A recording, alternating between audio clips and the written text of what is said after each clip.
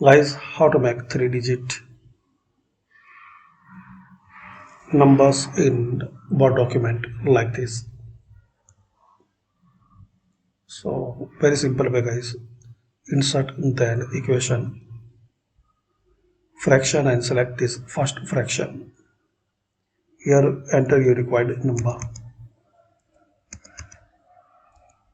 Make enter. Second line.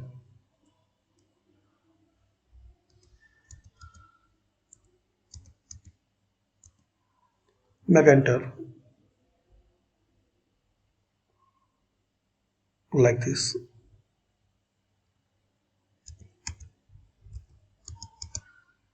As many as you need and click here. Make the plus icon. Also you can remove any required line. Just select it and press delete.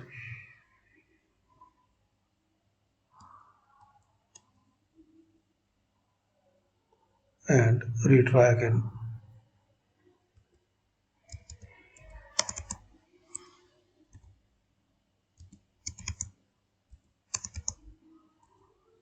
And here make the dots.